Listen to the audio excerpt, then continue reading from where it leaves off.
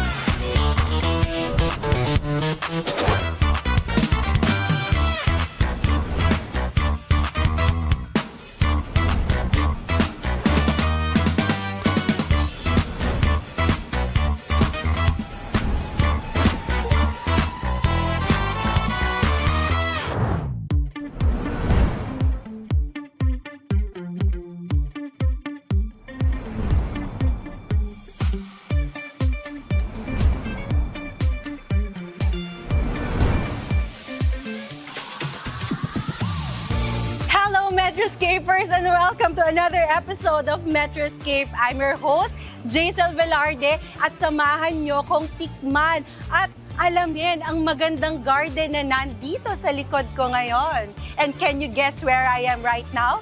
Are we here in the Philippines? Are we here in the Metro? Guys, we're here in Marikina.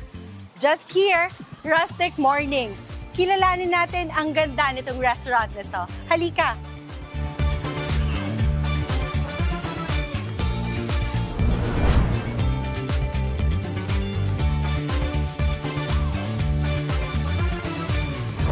Good evening, everyone, and welcome to another episode of Metro Escape, where everybody feels like, I don't know how to describe it, but definitely dito sa lugar na pinuntahan natin ngayon, it's like a hidden garden cafe, shall I say. I feel like this is not like, parang wala ako sa Pilipinas, honestly. Feeling ko I'm in the gardens of Italy. Beside me is a very wonderful and very bubbly chef. Beside me is Miss Portia Baluyot, who's the visionary about this very beautiful restaurant, which is Rustic Mornings. Hi, Hello. Jazel. Hello. Welcome to Rustic Portia. Mornings. Yes. How are you? I'm good. Thank you so much for traveling all the way to Marikina. I know it's quite a travel to come here. And actually, this is my first time here, honestly. And you know what? I've been seeing Rustic Mornings all over social media, you know? It's not because these are organic people that's actually reviewing the restaurant, no? Mm-hmm. That's why I'm so intrigued that by the time that I believe na nalaman ko, I think it was last week or it was 2 days ago na dito kami pupunta. Excited ako pupunta. I'm really excited not just to try the food. But also, I believe you also have yung mga bago nyo. You have your own bakery. Yes, we put up a bake shop just last year. So it's really, really new. And I'm very excited to introduce that and let the people try it, because this is also something new that I learned just recently also, baking. But before we go that, Portia, I'd like to know, what's the concept behind this Rustic Mornings? We put this up 13 years ago. And it really started... So, tagal na talaga. It was 13 years. I was only 27. Oh no, don't do the math. So, don't look naman. So we had a garden on our other property, and it was really just to, how do I say it? Serve something for our family, because we come from a very big family, and you know, Mariqueños, they always gather in the afternoon. You know, so all my aunts and uncles and cousins would gather to our property, and then it's what they call kapihan, you know. And then my mom said, Portia, why don't you make something, and you know, like a sandwich or something, and you can start selling. Because during that time, I closed my other business. I was in advertising before. And then that's just how it started. And my mom, being an artist, she put together all her collections in one trellis. She had a lot of them all tucked in the bodega, because she was hiding all these collections from my father. Because every day she would buy a copper, you know, a decor, she would hide it. So it was only 2009 that she was able to display everything. So it started from one trellis, and then the Lord would bless us with another table, so that would be another trellis, until we were able to make a 120-seat restaurant. Was it the concept is really like this even before? It has a little bit of backstory because I did not have money, and I closed up my business. I did not have money, and my mom had all these decors. So sabi ko, okay, that's one way to save on interior. And then I just started cooking, and it so happened that my sister during that time migrated to the States, left with me all her cookbooks, her stove, her fridge, her plates, everything. And I said, shucks, how am I supposed to put up a restaurant with no cash? I mean, di ba, parang medyo mahirap yun. It's really impossible. But because I came from an advertising background, I kind of created a concept out of what I only had. So during the time, it wasn't Rustic Mornings yet. I said, okay, I don't have money. I can't afford to employ anyone.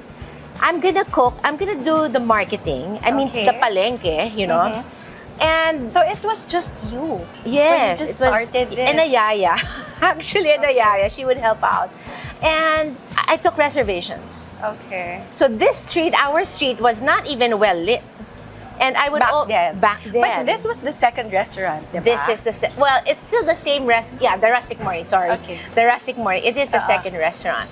So we really started, we had a really humble beginning. And then eventually the Lord would just add one table at a time each year. And so that's how we kind of like blew up to Pero a big Portia, garden. you started with sandwich.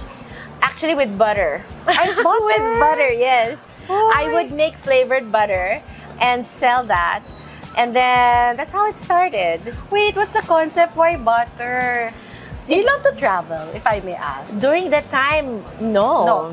Okay. It was only recently when, airfares are more affordable right now. But back in the, in 2000, early 2000, no, not at all. Yeah, but why butter? It's very unusual kasi, di ba, usually, pag sandwich lang naman, it's always sandwich and like the typical, Filipino comfort food. But why butter? Probably because I grew up also with, my mom had high taste in food and my grandmother. Yeah. And I guess it was the easiest thing to prepare.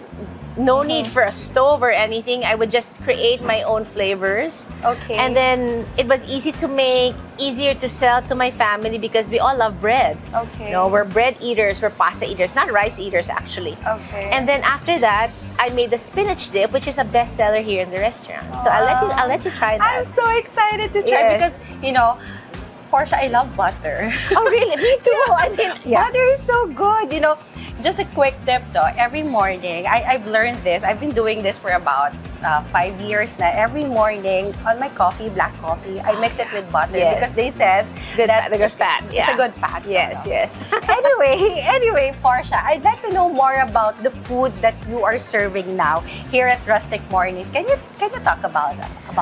One of the things why I don't also consider myself, or I like myself being called like a chef. It's not. I don't really work like you make one. Okay, I can make one. So anything that I make here, kailangan talaga may feelings. Kailangan talaga parang I feel like making it today, or I feel like eating this today, and okay, I'm gonna make it.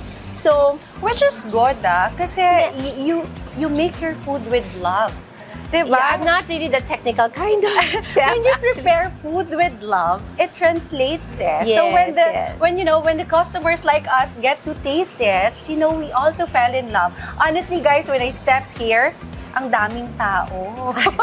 I wasn't expecting. Like, we were here patay na oras, Yes, diba? it was, And then ang yes. daming tao. So people really come here, to think ang tagal niya na in the industry. And not every restaurant kayang tumagal ng ganyan katagal, diba? Yes. So what's the secret, Portia?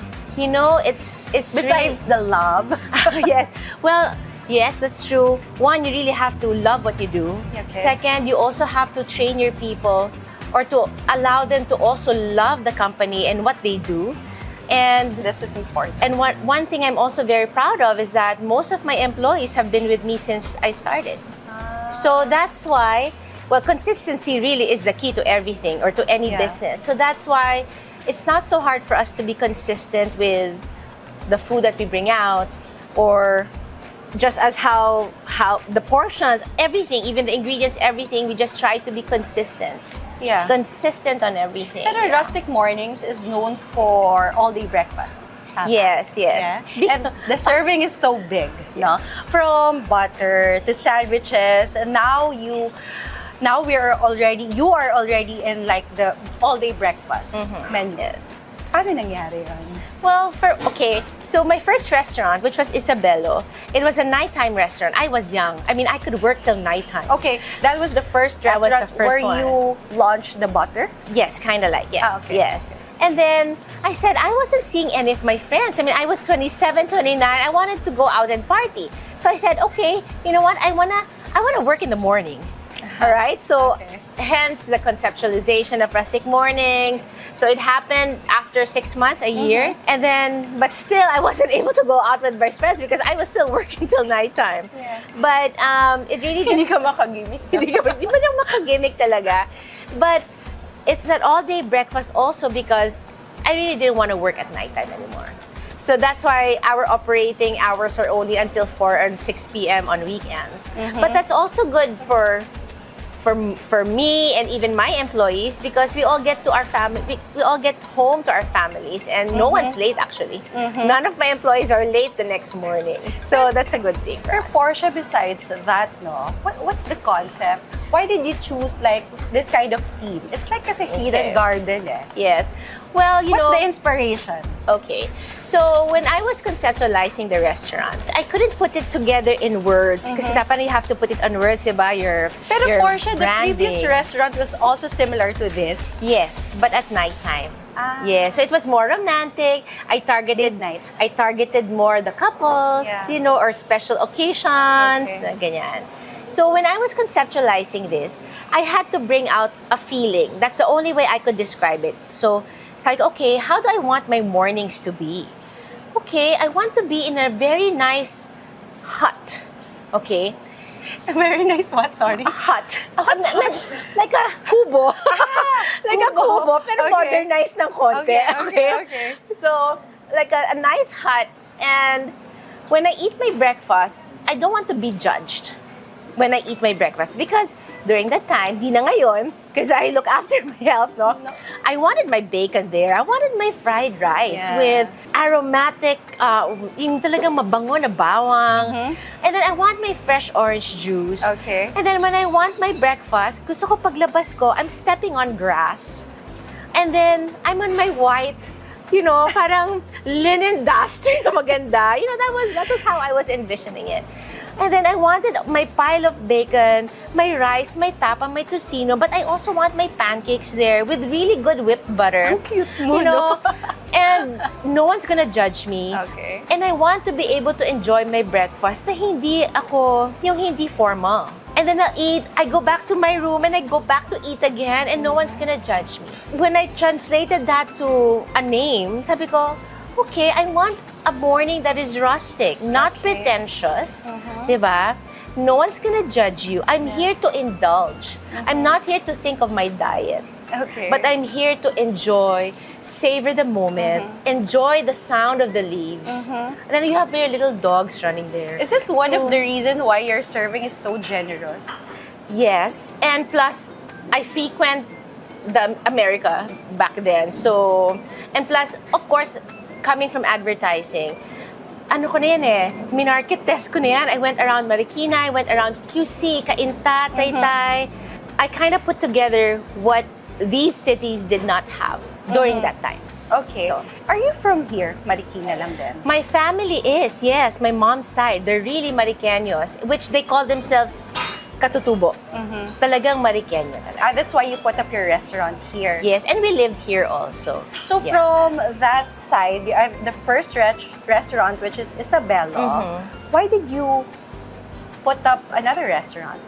Okay. Or did you? Is it is this the second No, I branch? just transferred it here. Okay. I transferred. So, 11 years there, and then my mom was sick.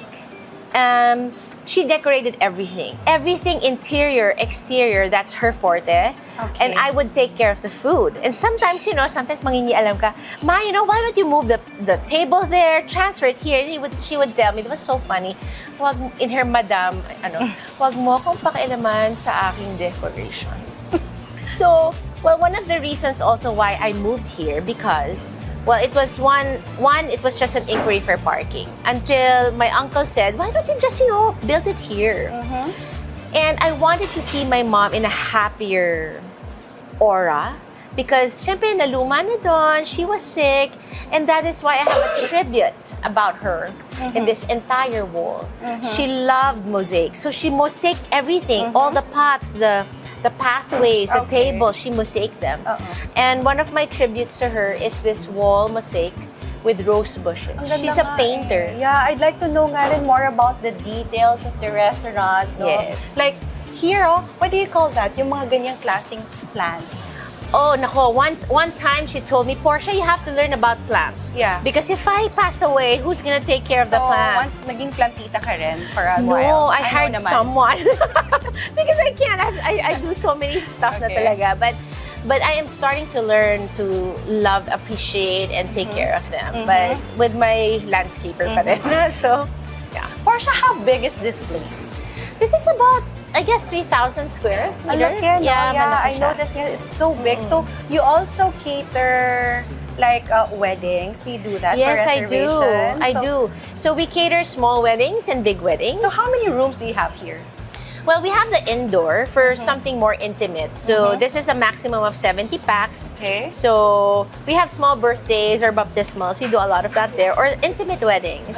But if you want a bigger wedding, which is also still intimate, I have the event hall right behind us that can accommodate up to 140 packs. You also do catering? Yes, we do. well. Yes, we do. Yeah. Okay. And then this one, Jazel, this has a very interesting story. Which is? The event hall. Yeah. So if you see around it, and if we go inside, the adobes that you see are original from the 1800s. Really? Yes. Ang galing! And but the brick wall, ako na yan. I wanted the New York style of paano ba, It's so yung wall. cute. Di ba when they Maganda. when they chisel, then they find out there's a brick wall underneath. Yan yung effect na gusto ko. So when we were constructing this, pabawas ng pabawas yung adobe. Because nga, walang ano eh. But anyways, this event hall used to be the ancestral mansion of the Tuazons. Okay. So the Tuazons, during the war, fled to San Juan. That's why their mansions are all over San Juan. But before, the Tuazons owned the whole of Marikina, which extended to Commonwealth, Fairview, Ateneo, Katipunan. These were their farmlands. So I only discovered this when my uncle said, tingin ka doon, pasok ka. And I didn't want to enter kasi nga, this was Talahe. Madaming ahas dito talaga. So I'm so glad I listened to my uncle. So do you have any plans of branching out? Kasi isa lang to, diba? Yes. Do you have any plans of bringing it to the south or to the north? You know, I get a lot of offers. I get a lot of offers from malls also. Ang dami from pwede. Alabang, madami. But then, this is what makes it special. It's so hard to replicate a garden in a mall setting. So I'm still thinking about it, but I'm tempted. You know, it's always there. Maybe syempre. in the future. In the future, yes. Or another, not rustic mornings, but maybe, Yeah. I don't know, maybe rustic evenings? I don't know. But that's why I'm hoping the bake shop will be able to branch it out. So it's a lot easier to branch it out. You know what, Portia? I'm so excited to try all the food na papatikim sa atin ni Portia. So when we get back, tikman na natin lahat ng hinanda ni Portia for us. Stay tuned here in Metro Escape.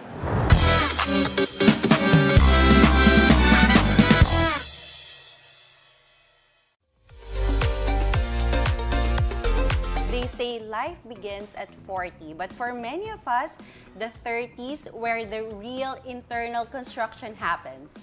Today, we're talking about the lifestyle mindset of women who are choosing to do things differently. We got married 2 years ago. So just right off pandemic. Pero you've been together for 16 years. Yes, for since 2010. Okay. Yeah, so Hindi kayo nagsawa?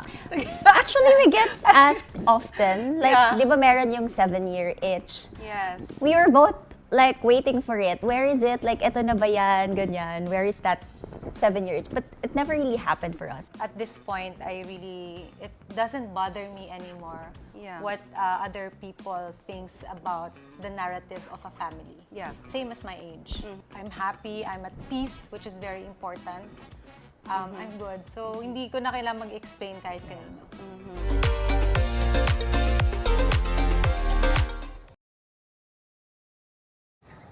Alam kong marami sa atin, araw-araw na iniisip ang trabaho, gastusin at pamilya. Ngunit kapag mas umiinit ang panahon, lumalala ang pagbaha at tumataas ang singil sa kuryente.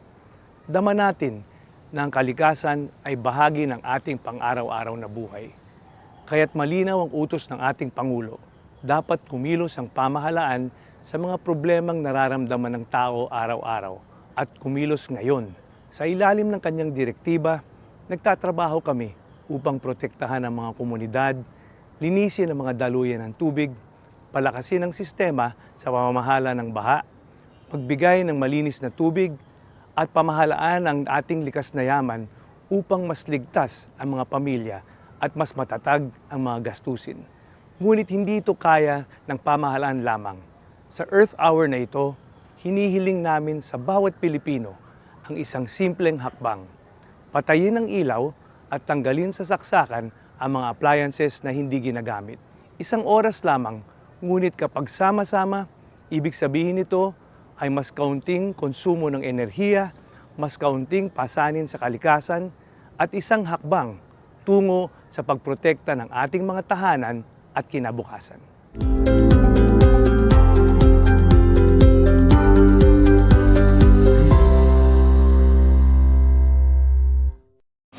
The best players succeed because they set boundaries.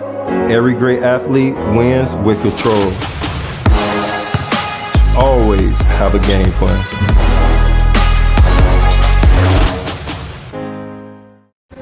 The 2025 was a meaningful year for Bingo Plus Foundation. As our purpose grew, it was time for a new chapter. Introducing DigiPlus Foundation. Education is the bridge to opportunities. Through the Future Smart program, we empower learners and educators nationwide. At DigiPlus Foundation, we multiply learning for a better future.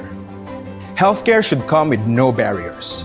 Kalusugan Plus delivers medical missions, and Embrace Plus mental health support, which empower every Filipino through compassionate and accessible healthcare. At DigiPlus Foundation, we multiply healing. One patient, one community at a time. Every dream deserves a chance. In Wish Plus, we grant wishes, empowering individuals, families, and communities together with their partners. At DG Plus Foundation, we multiply hope, dignity, and possibilities. Disasters don't wait. Through the Bayanihan Plus program, we mobilize immediate response and recovery efforts. At DigiPlus Foundation, we multiply the spirit of Bayanihan across the nation. DigiPlus Foundation is committed to delivering on our promise to bring help within everyone's reach. When support becomes accessible, impact doesn't just grow, it multiplies.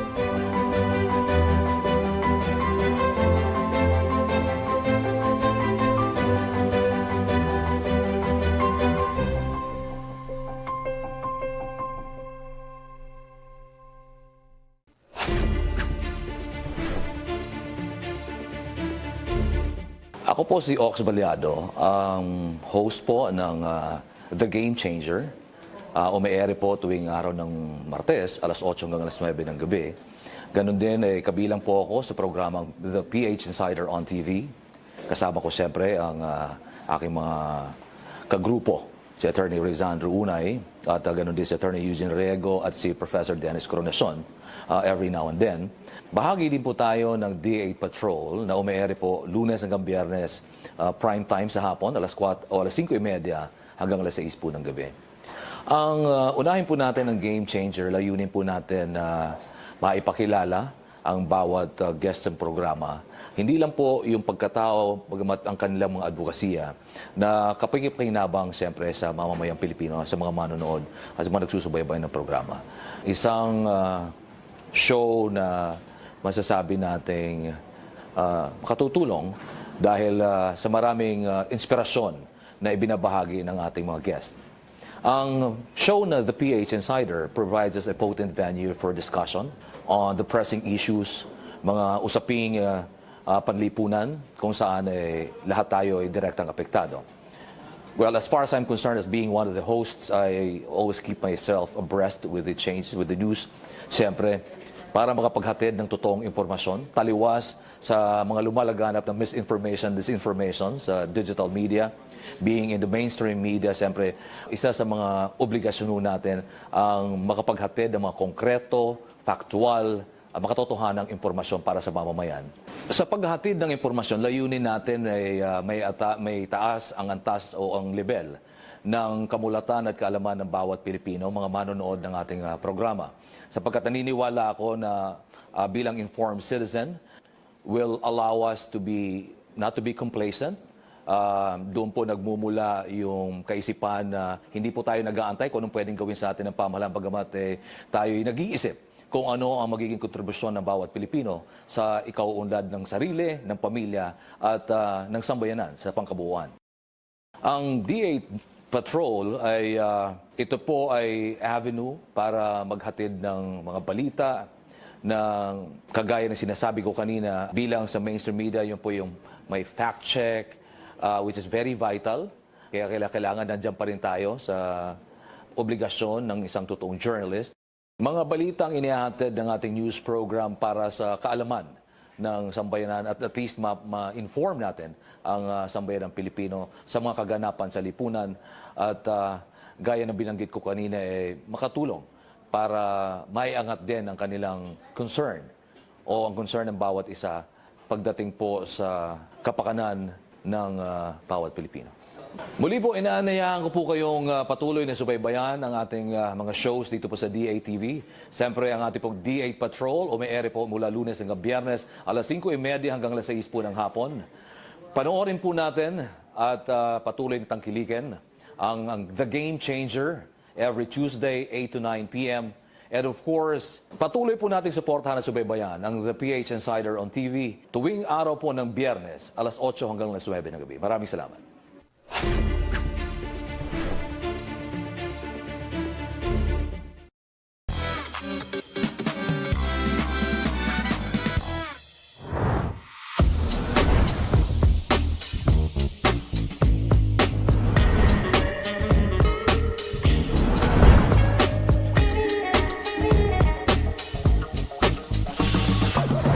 And we are back. Andito pa rin tayo with Portia here on Metro Escape. So Portia, you mentioned a while ago ang dami mong gustong patikim sa atin. Besides here sa mga bread na nasa harap ko, I'm so excited to try. So, ano yung unang papatikim mo sa akin, Okay, Portia? so of course I'm gonna let you try our breakfast platters. So we have the French toast tower.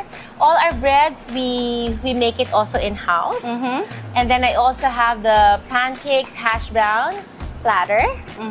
And here in front of us, Portia, this is just one serving. That's one serving, yes. Guys, it's so dami. Ang dami talaga nito. I don't think I can finish this ng isa lang. So, magkano pag ganito? 450 pesos. So, this is 400. Ang dami nito. Actually, 2 to 3 person kung hindi kayo nagda-diet.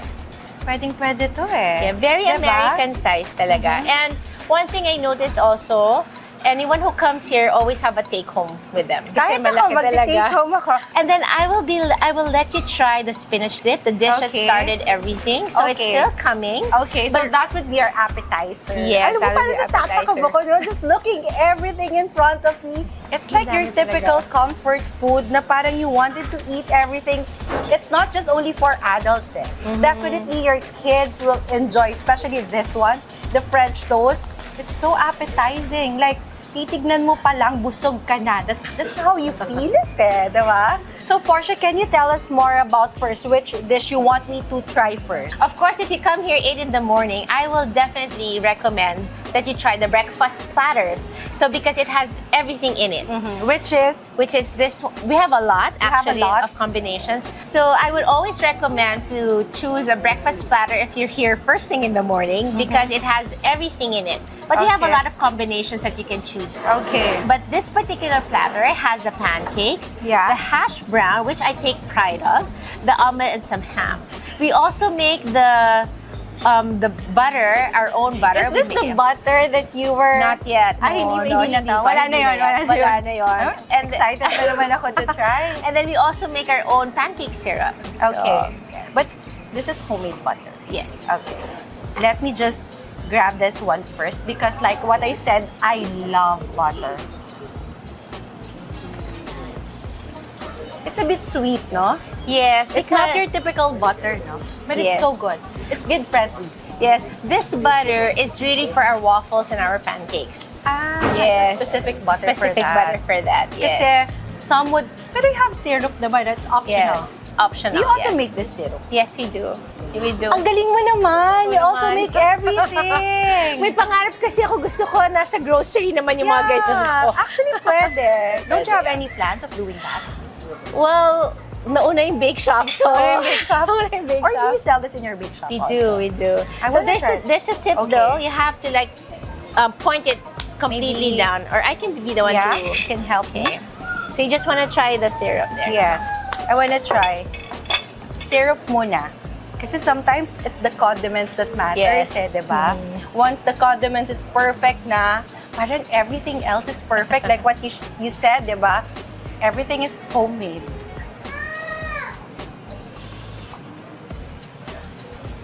We also sell our pancake mixes at the bake shop. And I would tell them to... So good. Thank you. Syrup pa lang, it's so good. Oh my God, Portia. It's really good. There's no Really, I'm wonder glad. ang daming tao palagi dito. Butter and syrup pa lang. Pwede ba orderin yun na lang? Yeah. We also sell our pancake mix if you want to do this at home. Okay. And I would always suggest to get the buttercream and the syrup. Okay. Para you get the whole Rustic Mornings experience at home. Okay, so Portia, how do you suggest me eating the hash brown? Should I eat it together with a pancake or with the eggs or with the ham? Well, I'd like you to try that separately first, Okay. just so you could experience the crispiness. Okay. The hash brown, just look at this, no? This is not like the typical hash brown that you see everywhere. This is kind of different. This is the first time na nakakita ako ng ganitong klase ng hash brown. I think I should eat this with spoon. It can get really messy when Yeah. you eat it, though. But I think that's the charm of it, yeah?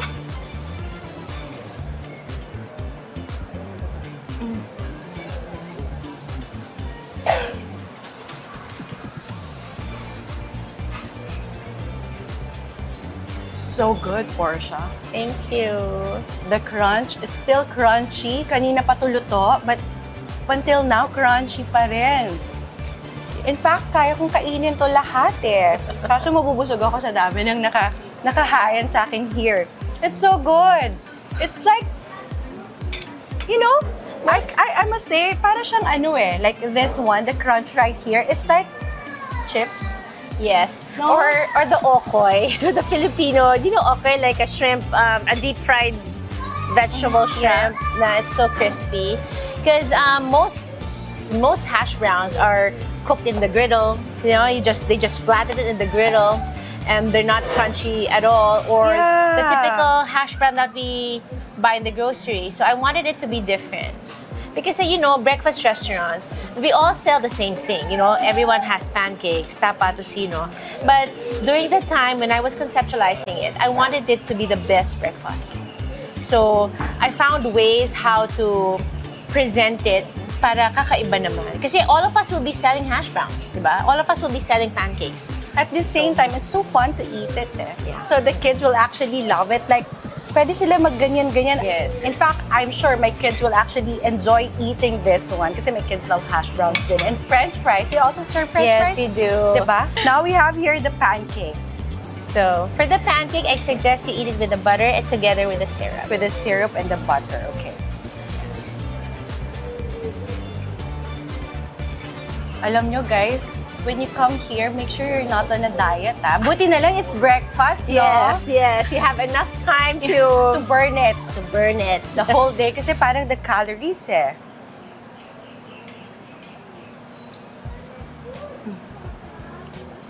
Grabe. Grabe, Portia. The pancakes.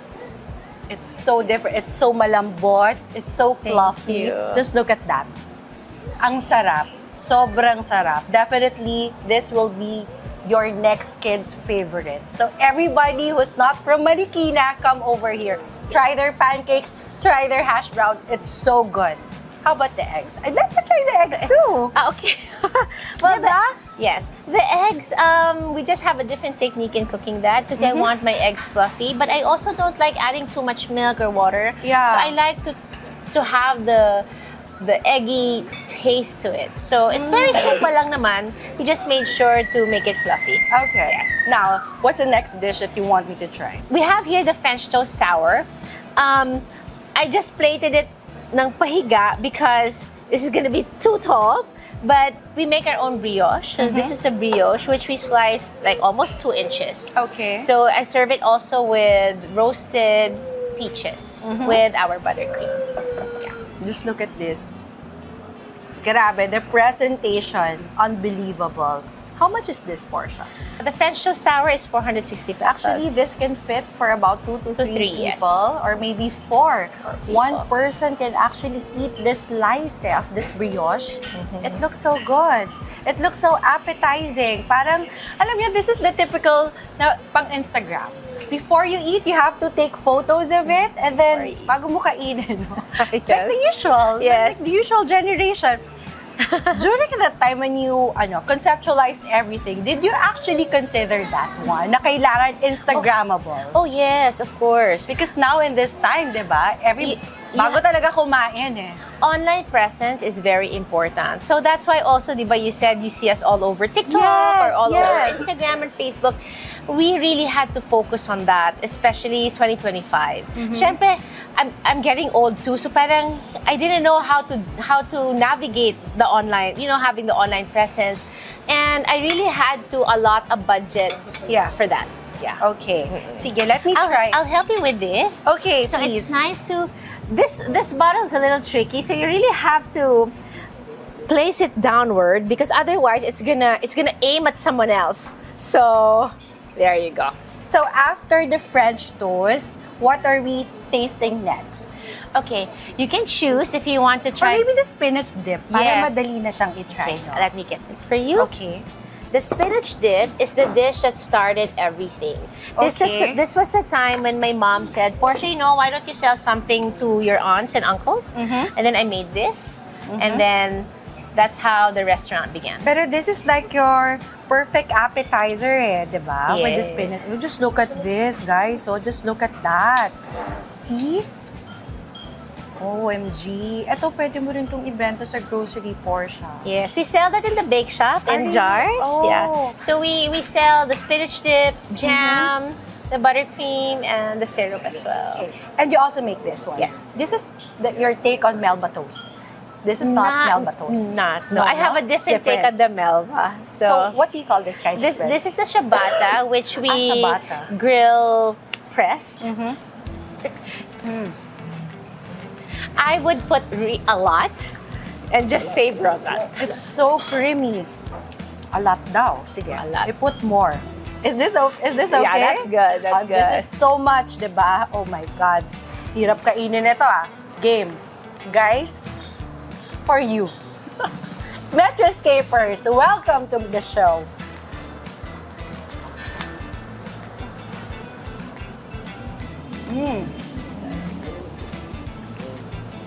My God, Portia, it's so good. Thank you. You can really taste the spinach and it's so creamy. So good. It's a perfect balance. It's not too salty. It's perfect. Yes, thank you. You have cream cheese here. Yes, I have cream cheese, I have artichokes, spinach, a little bit of mayo, and sour cream. It's so good. Guys, Actually, lahat masarap eh. Bakit na lang ganito? Bakit naman lahat ng hinain mo ang sarap? I'm sure lahat ng nasa menu mas masarap pa. Now, next, Portia, what's the next dish you want to try? Okay. I have here right in front of you, we have our tacos, which I grew up with this recipe. It's a recipe of my grandmother, which I tried to really remember how she made it, and I'm glad medyo nakuha ko. Okay. And then this is the tinapa burrito. This is like, what do you call that? Yung mga recipe ng mga lolas. My lola loved to cook. Okay. And she had 10... So, doon ka nagmana? I think so. Actually, everyone in my mom's side all know how to cook. She had 10 children, and we would all gather in groups, the first 10, second 10, and third 10. So, imagine how many we were, and she would always cook for us. Okay, okay. So, Sige, I'm so excited. Are we trying the tacos? You can try the tacos. You can put the sauce on top. Okay. Eat it. So how do you want me to eat this? Just with bare hands? Yes, with bare hands. It depends where you want to tilt, to the left or to the right. Depende sa angle ko, no? Yes. You know what? One of my favorite food also is tacos. Yes. And this is so... I Very think generous ka talaga, no? Like the know. cheese, sobrang puno. I know. Diba? Ayaw Just kasi, look at ayaw kasi this. nabibitin sa kain. Yeah. So, that's a really... I hope it's crispy. And when you eat it, I feel like when you eat it, hindi siya tatapon-tapon. Like, di ba when you eat tacos, it's so messy. No, I This one, think buo pa rin siya. I think baka tuwa pa yan. Because the taco shell is so thin and so crispy. Do you made the shell? No, we don't make. I have someone who makes it for us. Ah. Pero that's the okay. kind of shell kasi that I really wanted. Okay, so how do you want me to eat this one? Okay, so you put a lot, generous. Yeah, Okay, again, generous. probably on the side. Okay, here. Yeah, Okay, and then like that. take a big bite. Okay, big bite. Okay. Are you ready? Ready. I'm ready. Okay.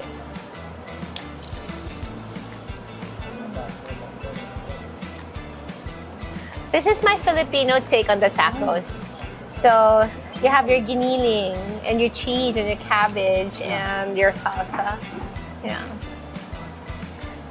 One of the best tacos I had. Really? Yeah. Oh, I'm glad.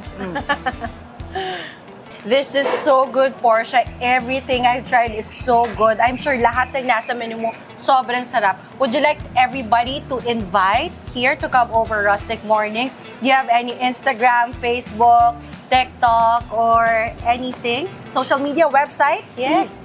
Yes, please. I'd like to invite everyone to come here to Rustic Mornings. We are located in Marikina City. We are easy to find. Just click on Waze. We're here. And then we also have a bake shop that you can visit just right across the restaurant. So you can find us on all social media channels. We are on Instagram, TikTok, and Facebook. Just look for Rustic Mornings by Isabelo. Thank you. We hope to see you here. Thank you, Portia. Thank you very much. Jazel. And guys, I'll see you guys again next week for another exciting episode only here on Metroscape.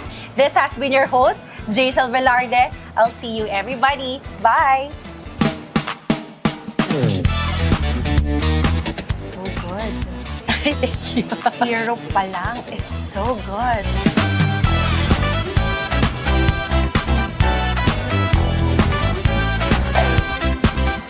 The crunch, it's still crunchy. Kanina pa tuluto.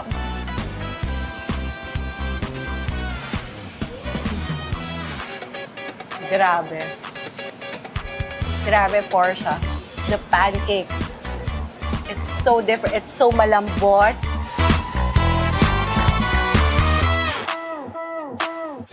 Look at that. See? OMG.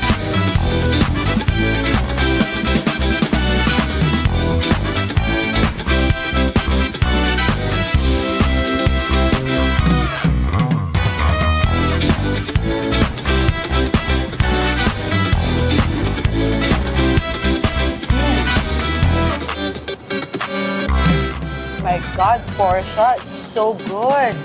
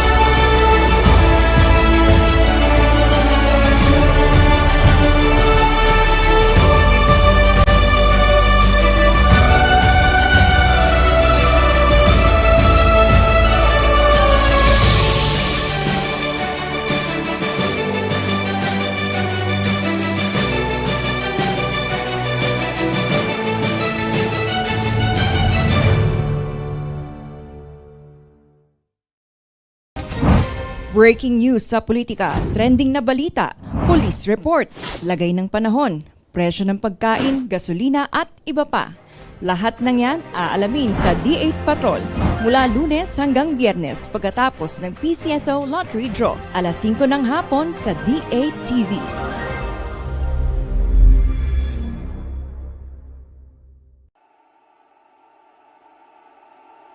Fall in love with Metro Manila as you walk the cobbled streets of this walled city.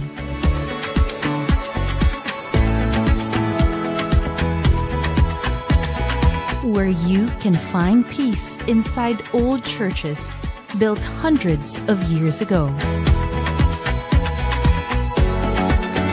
Within the city are refreshing pockets of nature.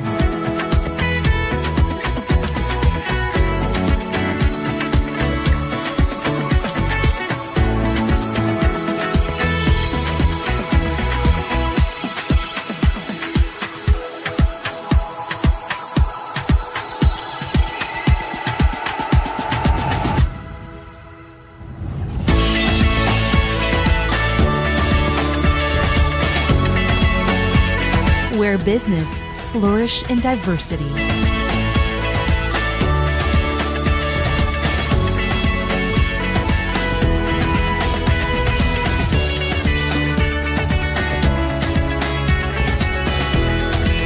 Where new friends meet. A city where you'll keep coming back for more.